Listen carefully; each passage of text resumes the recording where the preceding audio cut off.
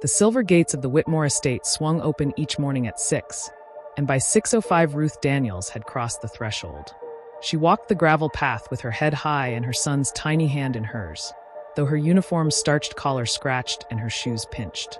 For 15 years, she had been the invisible spine of the Whitmore household, the maid who polished their silver, ironed their linens, and swallowed their insults. The Whitmores were old Southern money. Mr. Whitmore, a steel magnate, rarely looked at Ruth except to bark orders. His wife, Eleanor, mistook cruelty for refinement.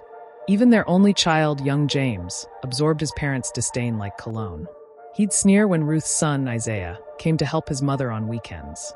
"You don't belong here," James would taunt, his polo shirt crisp, his hair perfectly parted.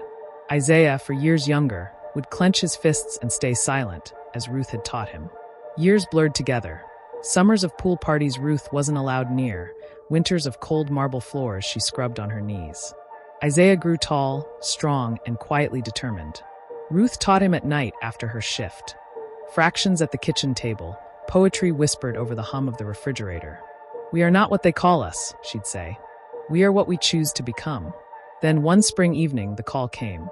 James Whitmore, now 22 and heir to the family's fortune, had collapsed at a gala. A rare blood disorder, the doctors said. He would die without an immediate transfusion from a compatible donor. The Whitmores had spared no expense, flying in specialists, testing every relative, every friend. No match. In a sterile hospital corridor, Eleanor Whitmore's voice cracked for the first time in Ruth's memory. "Please," she whispered to the doctor. "There must be someone." The doctor glanced at his chart, then at Ruth. "We ran a citywide search. Only one match. A young man named Isaiah Daniels." The hallway went still. Ruth felt the weight of a lifetime pressing on her chest. Isaiah was now 19, a pre-med student on scholarship.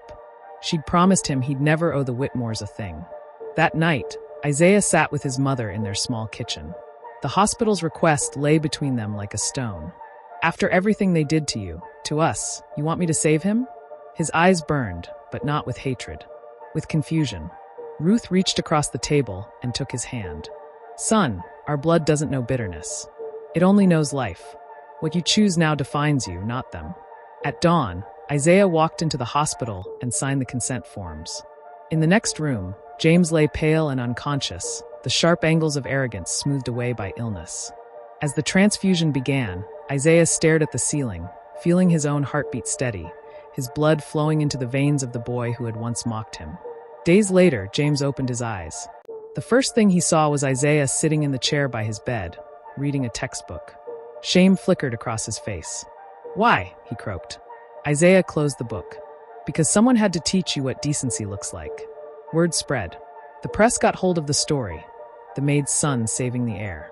The Whitmores issued a statement of gratitude, but it rang hollow. The deeper change came quietly. A scholarship fund Eleanor established in Ruth's name, the first time she had ever spoken it aloud in public. A letter James wrote to Isaiah, apologizing without excuses, and a seat on the board for Ruth at the foundation that bore her name. Months later, Ruth watched Isaiah walk across his college campus, son on his shoulders, free of bitterness. She thought of the marble floors she'd scrubbed, the insults she'd swallowed. All of it had led to this moment, her son living out the dignity she'd clung to. True greatness isn't about wealth or lineage, it's about character. Hatred can be taught, but so can compassion. And sometimes the very blood society tries to keep apart becomes the blood that saves.